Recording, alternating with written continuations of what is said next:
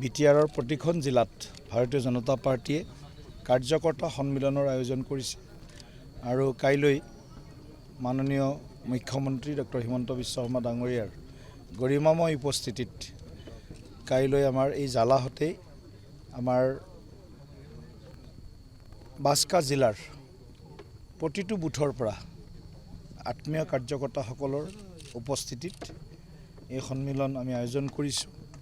নিশ্চিতভাৱে যোৱাকালি আজি ওদালগুৰি তামোলপুৰ জিলাত যি সন্মিলন হ'ল তাত কাৰ্যকৰ্তাসকলৰ এক ব্যাপক উৎসাহ পৰিলক্ষিত হৈছে আৰু ৰাইজৰো যি ধৰণৰ আমি দেখিছোঁ যে ৰাইজেও ভাৰতীয় জনতা পাৰ্টিৰ প্ৰতি সহমৰ্মিতা প্ৰকাশ কৰিছে।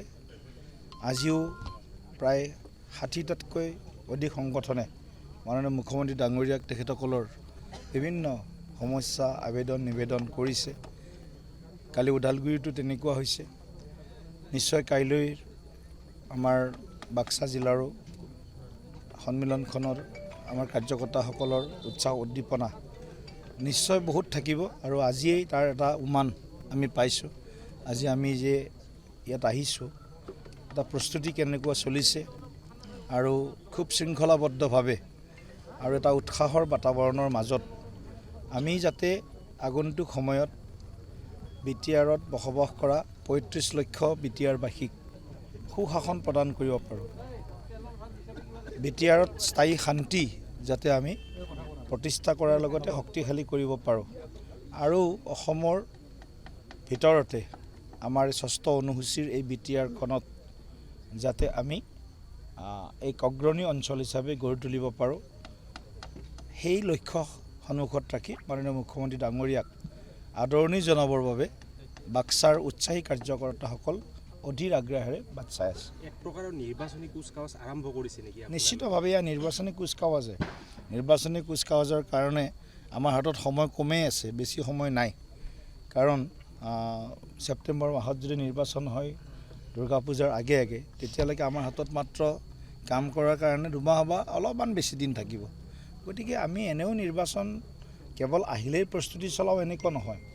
এটা নিৰ্বাচন শেষ হোৱাৰ পিছত আনটো নিৰ্বাচনৰ প্ৰস্তুতি আমাৰ আৰম্ভ হয় আৰু লগে লগে আমি ৰাইজৰ লগতো আমাৰ তেওঁলোকৰ মনৰ ভাৱবিলাক বুটলাৰ চেষ্টা কৰোঁ। আৰু বিটিআৰত মই দেখিছোঁ বিগত ২০২০ চনৰ যি নিৰ্বাচন আছিলে তেতিয়াও এটা উৎসাহ আছিলে, কিন্তু সংগঠন বহুত ক্ষেত্ৰত আমি যিমান আমি শক্তিশালী হোৱা বুলি ভাবিছিলোঁ সিমান শক্তিশালী তেতিয়া আমি হোৱা নাছিলোঁ বিভিন্ন কাৰণত। কিন্তু বিগত ৪.৫ বছৰত আমাৰ যিটো যাত্ৰা আৰম্ভ হৈছিল, ৰঞ্জিত দাস ডাঙৰীয়া যোৱা সেই ২০২০ চনত সভাপতি আছিলে, আমাৰ বৰ্তমান আজি কেবিনেট মন্ত্ৰী, তেখেতৰ নেতৃত্বত আমি আমাৰ যিখিনি শক্তি সামৰ্থ্য সাধ্য সাধন আছিলে সেইখিনি ভৰপূৰ শক্তিশালীভাৱে আমি প্ৰয়োগ কৰিছিলোঁ। আৰু আমি দেখিছোঁ যোৱাবাৰ বিটিআৰতো আমি ৯খন আসনত আমি পূৰ্ণতঃ আমি বিজয় সাব্যস্ত কৰিছিলোঁ। ৪-৫খন আসনত ১,১২০০ ভোটত আমি পৰাজিত হৈছিলোঁ। গতিকে বিটিআৰতো বিজেপিৰ প্ৰতি মানে বিজেপিৰ সুশাসনৰ প্ৰতি উন্নয়নৰ যিটো ৰাজনীতি, আমাৰ শান্তি সম্প্ৰীতি সমন্বয়ৰ যিটো ৰাজনীতি, সমবিকাশ সমমৰ্যাদাৰ যিটো ৰাজনীতি আৰু বিটিআৰত বসবাস কৰা ২৬টাতকৈও অধিক জনগোষ্ঠী ৩৫ লক্ষ বিটিআৰবাসীৰ যি মনৰ সপোন, সেই সপোনবিলাক চৰিতাৰ্থ কৰাৰ কাৰণে ঋথক কৰাৰ কাৰণে ভাৰতীয় জনতা পাৰ্টি বিকল্প ৰাজনৈতিক শক্তি হিচাপে আজি সকলোৱে আজি আগবাঢ়ি আহিছে। আৰু আমাৰ যি যুঁজ হ'ব সেই যুঁজ কাৰো বিৰুদ্ধে নহয়। আমি বিটিআৰবাসীক লগত লৈ বিটিআৰৰ স্বাৰ্থৰ হকে নিৰ্বাচনত অৱতীৰ্ণ হ'ম। চাওক, এই শব্দবিলাক আমাৰ বহুত বেছি তাত আমাৰ গুৰুত্ব আমাৰ নাথাকে। ভাৰতীয় জনতা পাৰ্টিৰ দখল কৰা, কাৰোবাৰ অধিকাৰ কাঢ়ি অনা ইত্যাদি ইত্যাদি যিবিলাক কথা কোৱা হয় বা ডাঙৰ দলে সৰু দলক একেবাৰে শেষ কৰি পেলাব, এইবিলাক আমাৰ অভিধানত আমি মানে নায়েই বুলি ক'ব লাগিব। আমি সকলোকে লগত লৈ চলা দল। ভাৰতীয় জনতা পাৰ্টি সবকা সাথ সবকা বিকাশ ৰাজনীতি কৰা দল। গতিকে UPPL হওক, BPF হওক, অন্যান্য যিবিলাক ৰাজনৈতিক দল আছে তেওঁলোকে তেওঁলোকৰ হৈ নিৰ্বাচন খেলিব, কিন্তু বিটিআৰত বিজেপিয়ে অকলে নিৰ্বাচন খেলিব। আমাৰ ৩৮জন পৰ্যবেক্ষক নিযুক্তি দিছোঁ। ৩৮জন পৰ্যবেক্ষকে তেওঁলোকৰ প্ৰতিবেদন দিব জুলাই মাহৰ শেষৰ ফালে। আগষ্ট মাহত আমি ইয়াৰ পূৰ্ণতঃ বিশ্লেষণ কৰিম আৰু আমি য'ত জিকাৰ সম্ভাৱনা অধিক থাকিব সেই সমষ্টিসমূহত আটাইতেই আমি নিৰ্বাচন খেলিম বা নিৰ্বাচনত খেলাই নহয় নিৰ্বাচনত জয়লাভ কৰাৰ বাবে আমি আমাৰ সংগঠনক সাজু কৰি তুলিম। কাক লৈ এইবাৰ চৰকাৰ গঠন কৰিব, UPPL নে BPF? চাওক, এই প্ৰশ্নটো অলপ আগতীয়া প্ৰশ্ন হ'ব। আমি সেইটোৱে কৈছোঁ, কিমানত আমি খেলিম, কেনেকৈ খেলিম, গোটেই কথাবিলাক আমাৰ কাৰণে বিকাশমুখী উন্নয়নমুখী ৰাজনীতি, সবকা সাথ সবকা বিকাশৰ ৰাজনীতিত লগত যোন আহিব বিচাৰে সকলোকে আমি লগত লৈ আমি BTRৰ ৰাইজৰ সেৱা কৰাৰ কাৰণে আমি সংকল্প যিটো লৈছোঁ, আমি যিটো 3টা মন্ত্ৰ লৈছোঁ, শান্তিপূৰ্ণ, সুৰক্ষিত আৰু অগ্ৰগামী বা সমৃদ্ধিশালী BTR, সেইটোৱে আমাৰ লক্ষ্য। আৰু সেই লক্ষ্যত মই ভাবোঁ BTRৰ প্ৰতিগৰাকী ভোটাৰ ৰাইজে নিশ্চিতভাৱে এই মন্ত্ৰটোৰ লগত থাকিব আৰু এক সমৃদ্ধিশালী, শান্তিপূৰ্ণ আৰু সুৰক্ষিত BTR নিশ্চিতভাৱে তেওঁলোকে পোৱাৰ কাৰণে তেওঁলোকে আমাৰ লগত থাকি আমাক সমৰ্থন জনাব। সংকল্পৰ পৰা সিদ্ধিলৈ BTRক কি ধৰণে চুই যাব সক্ষম হৈছে?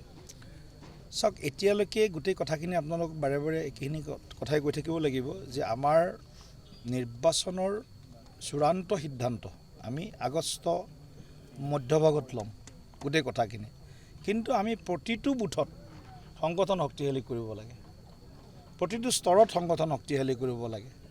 BTRত থকা সকলো জাতি জনগোষ্ঠীৰ যিসমূহ তেওঁলোকৰ দীৰ্ঘদিনীয়া কিছুমান অভাৱ অভিযোগ আছে, সমস্যা আছে, প্ৰত্যাহ্বান আছে, সেই সমস্যা সমাধান কৰাৰ কাৰণে আমি নিশ্চিতভাৱে আমাৰ এখন ভিজন ডকুমেণ্ট হ'ব, এখন আমাৰ মেনিফেষ্টো হ'ব। সেই মেনিফেষ্টোখনত আমি আমাৰ আগন্তুক BTRৰ কাৰণে আমাৰ পৰিকল্পনা, আমাৰ কৰ্মসূচী নিশ্চিতভাৱে ৰাইজৰ মাজলৈ আমি আগবঢ়াম আৰু ৰাইজৰ পৰা আমি পৰামৰ্শ ল'ম। ৰাইজে কি বিচাৰে, ৰাইজে বিচৰা ধৰণে আমি আমাৰ মিছন BTRৰ মেনিফেষ্টো বা সংকল্প পত্ৰ আমি প্ৰস্তুত কৰিম। কিন্তু ইয়াত কাৰো বিৰুদ্ধে যুদ্ধ কৰিবৰ কাৰণে আমি অহা নাই, এইটো স্পষ্ট। আমি সমন্বয়ৰ মাজেৰে এই নিৰ্বাচনত আমি অৱতীৰ্ণ হ'ম আৰু ইয়াত আমাৰ লগত যোন আহে তেওঁলোক আমাৰ লগত আছে বা আহিব, আৰু যিসকল নাহে তেওঁলোকক ধৰি বান্ধি আমি আনিব নোৱাৰোঁ। আমি চেষ্টা কৰিম আমাৰ লগত যিসকল আহিব খোজে তেওঁলোকৰ কাৰণে আমাৰ দুৱাৰ সদায় খোলা থাকিব, আৰু যিসকলে আহিব নোখোজে তেওঁলোকৰ কাৰণেও দৰ্জা বন্ধ নাথাকে। আজি অহা নাই কাইলৈ আহিব, আমাৰ দুৱাৰ সদায় BTRৰ সমৃদ্ধিৰ কাৰণে, শান্তিপূৰ্ণ বিতৰাৰ কাৰণে খোলা থাকিব। যোৱাবাৰ আপোনালোকৰ দলে 9খনকৈ আসন লাভ কৰিবলৈ সক্ষম হৈছিল BTRত, এইবাৰ কিমান আশাবাদী, আৰু আসন বাঢ়িব নেকি আপোনালোকৰ? এতিয়া মই এইটোৱে কৈছোঁ, 38জন পৰ্যবেক্ষকে আমাক প্ৰতিবেদন দিব। আমি কেৱল নিৰ্বাচন খেলাৰ কাৰণে নিৰ্বাচন নেখেলোঁ, নিৰ্বাচন জিকাৰ কাৰণে নিৰ্বাচন খেলিম, যুঁজিম আৰু জিকিম, কথা সেইটোৱে। গতিকে আমাৰ যুঁজখন কাৰো বিৰুদ্ধে নহয়, BTRৰ স্বাৰ্থত 35 লক্ষ BTR বাসীক সেৱা কৰাৰ সংকল্পক সন্মুখত ৰাখি আমাৰ এই যুঁজ হ'ব। যিকোনো খবৰৰ বাবে যোগাযোগ কৰক 7099017330 লগতে 7099017110 নম্বৰত।